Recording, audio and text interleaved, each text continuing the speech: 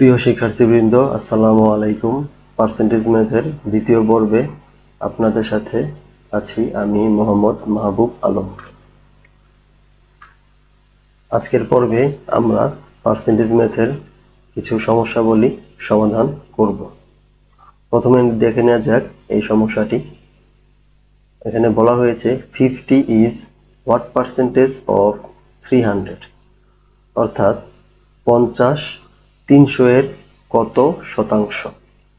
তো এটা সমাধান করার জন্য প্রথমে আমাদেরকে ধরে নিতে হবে, যেটা চেয়েছে সেটা ধরে নিতে হবে let the required percentage be x%। এই প্রশ্নের উপরে আমরা একটা সমীকরণ প্রতিষ্ঠা করব। তো চলুন করি। প্রথমে আমরা 50 লেখা আছে, আমরা 50 লিখব। তারপরে ইজ বলা আছে, এই ইজ থাকলেই আপনারা মাথায় রাখবেন সবসময় সমান সমান চিহ্ন হবে। তাহলে ইজের জায়গায় আমরা সমান সমান চিহ্ন দিব। এরপরে বলা আছে হোয়াট পার্সেন্টেজ, তার মানে যেটা আমাদের চেয়েছে, আমরা যেটা ধরেছি সেটা x% লিখলাম। তারপরে বলা আছে অফ লিখলাম 300 লিখলাম। আপনারা মাথায় রাখবেন অফ মানে বাংলাতে এর কাজ করে, অর্থাৎ অফের জায়গায় আপনারা গুণ চিহ্ন ব্যবহার করবেন।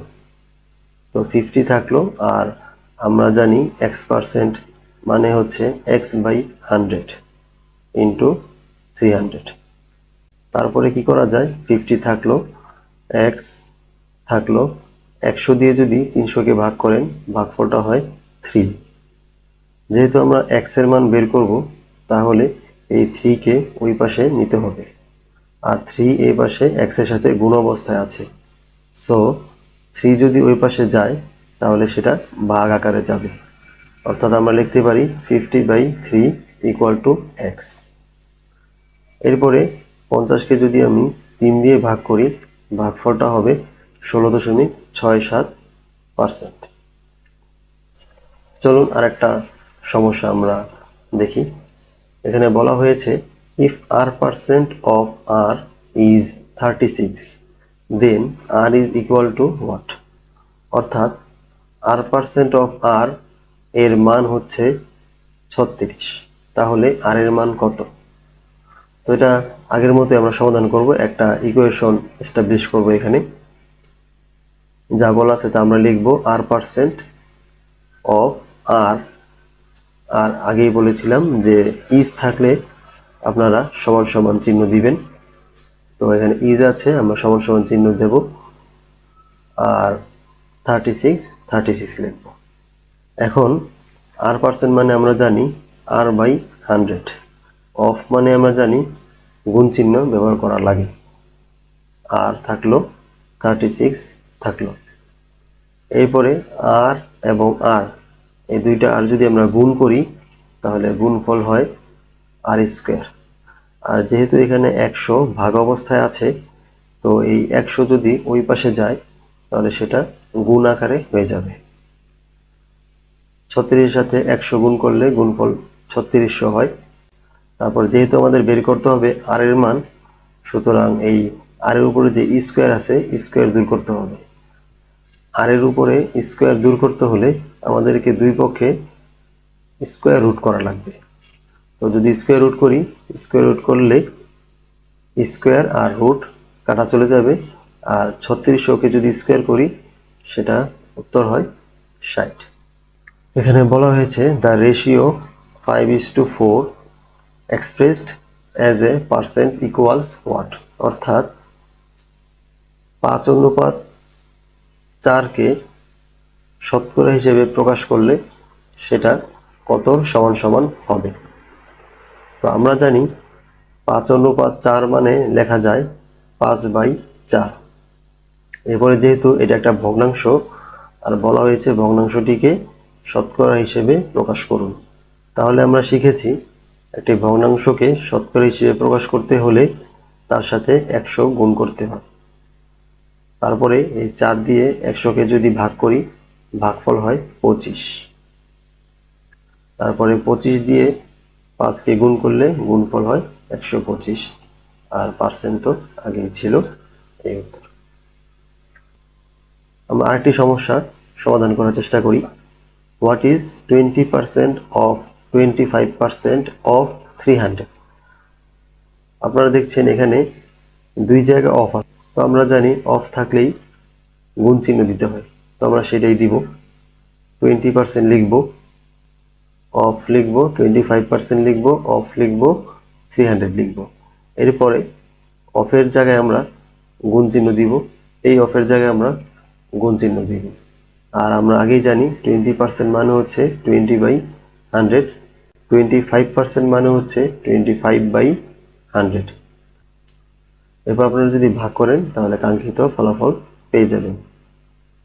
অর্থাৎ 100 দিয়ে যদি 300-কে ভাগ করেন 3 হবে, 25 দিয়ে 100-কে ভাগ করলে 4 হবে, আর 4 দিয়ে 20-কে ভাগ করলে 5 হবে। 5 থাকে এখানে 3 থাকে, 3 5 15। এটা আপনারা খাতায় করে নেবেন। এখানে বলা হয়েছে if 60% of A's income is equal to 75% of B's income, then B's income is equal to X% of A's income, then the value of X is what? অর্থাৎ বাংলাতে বলতে গেলে বলা হয়েছে 60% অফ এর ইনকাম, অর্থাৎ এ এর ইনকামের 60% হচ্ছে বি এর ইনকামের 75%-এর সমান। বি এর ইনকাম যদি এ এর ইনকামের X%-এর সমান হয় তাহলে X এর মান বের করতে হবে। তো এখানে যেহেতু দুইটা বাক্য, তো আমরা দুইটা বাক্যের জন্য দুইটা সমীকরণ এস্টাবলিশ করব। তো আমরা দ্বিতীয়টা দিয়ে শুরু করি। বলা হয়েছে বি এর ইনকাম এ এর ইনকামের X%। এই যে দেখুন বি's ইনকাম, তো আমরা বি এর ইনকামকে শুধু বি ধরলাম। ইজ মানেই হচ্ছে সমান সমান, ইকুয়াল টু X%, এই যে এখানে X%, অফ এর ইনকাম মানে আমরা এ বলেছি, এ ধরবো, এই যে এ ধরলাম। এরপরে বি থাকলো সমান সমান X% মানে আমরা জানি X/100।